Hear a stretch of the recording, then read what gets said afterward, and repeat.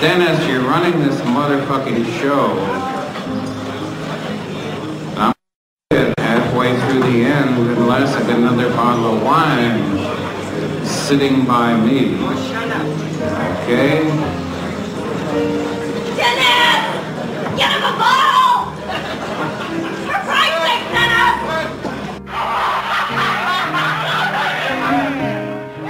What do you want, motherfucker? Bukowski was telling me if your parents begin to like your work, it's getting bad, you know.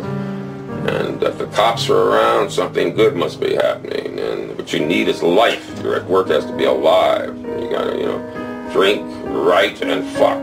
That was his advice. And I heard him flick his bick. And then I heard like the singeing of hair, you know, and I looked over and I could see him and the flame was up really high and he went like, and then he went,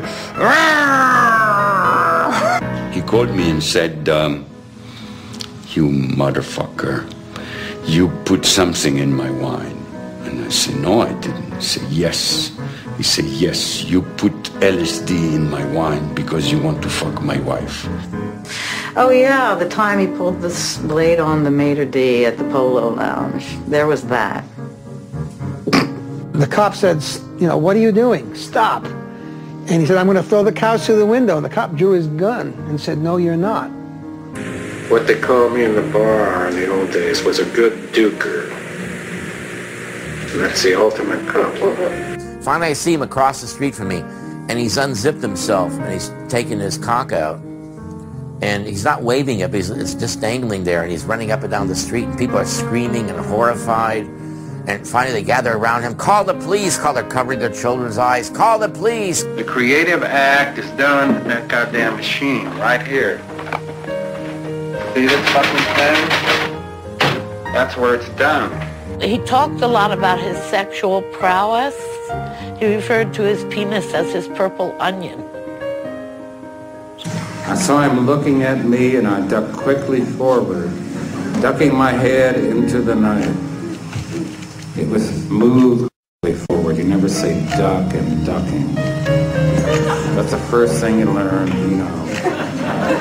But I fucked it up because I'm drunk on wine.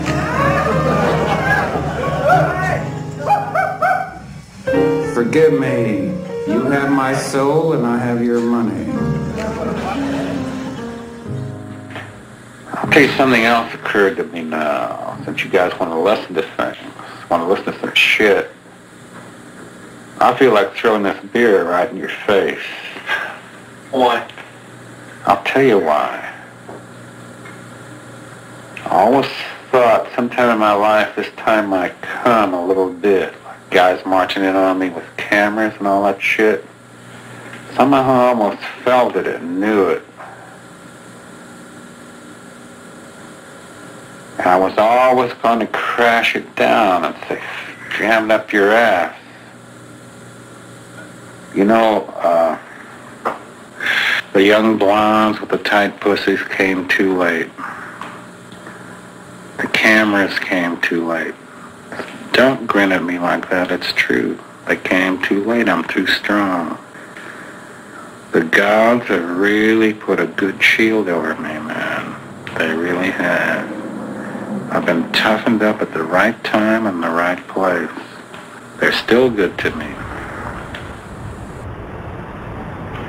Lawrence Ferlinghetti up in San Francisco invited Bukowski to go to San Francisco to read at the City Lights Poets Theater. I'd never heard him read, actually. It was very interesting. We just met, we started to develop a relationship, and bang, this thing happened. So I said, I'm going to travel. Now, I had this minuscule budget. I decided to shoot in black and white. City Lights in the last year has started presenting American poets who I believe are major writers in this country. And at the moment, like, what else is happening besides Bukowski? Thank you. We go up in the plane, he's drinking scotch. He got pretty drunk and a little silly. And I was shooting the whole thing. No, I'll be all right. I'll be all right. I'll be all right. Nervous? I wish I were more nervous. You read better when you're a little nervous, you know. Really, it's like, you know, before a fight or something, you're nervous. He arrives in San Francisco for this reading at Ferlinghetti's Poets Theater, and my God, it was like the second coming. We walked into this big gymnasium, and there were bleachers set up, and, you know, there were like 600-700 people there. Hey, you're lining up around the corner. You have a little pot on the stage I can vomit in? Yeah, well, No, I'm not kidding. Wow. We'll get Cheap another Italian wine, man. You guys really fucked me up. He was a little drunk, and I think he was building himself up, and I think he was a little scared. I'm in great shape. Down here. Here we go.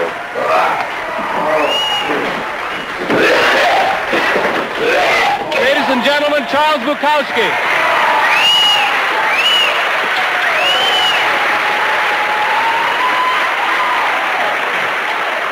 The poetry readings he did in Los Angeles would, you know, be 15 people, 20 people. You know, you get 30 people, it was a crowd. And here we walked into hundreds and hundreds, and it was a loud, rowdy audience. Do I know you?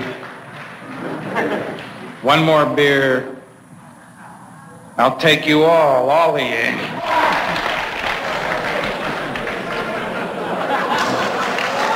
And at the same time, there was a certain electricity in the air. He didn't have to share the podium.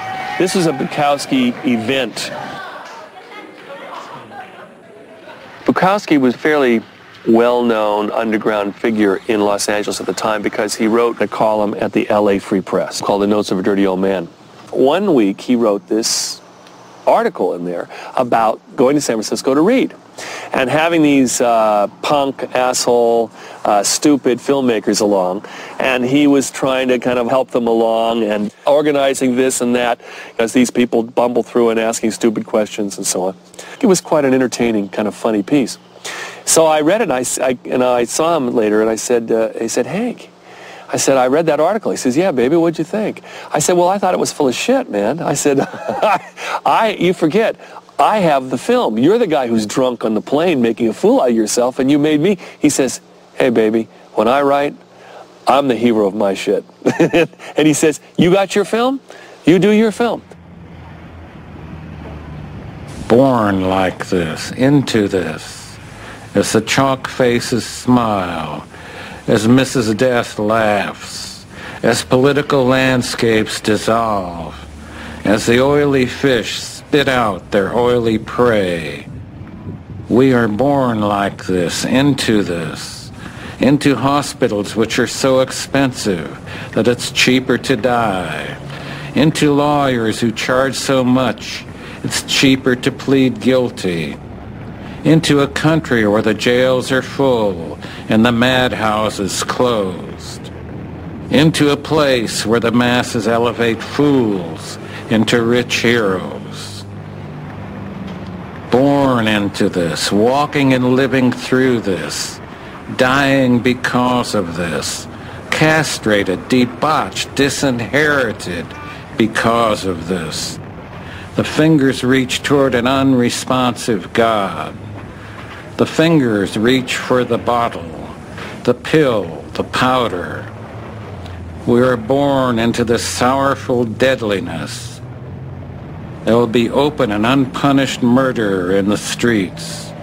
It will be guns and roving mobs. Land will be useless. Food will become a diminishing return. Nuclear power will be taken over by the many. Explosions will continually shake the earth. Radiated men will eat the flesh of radiated men. The rotting bodies of men and animals will stink in the dark wind.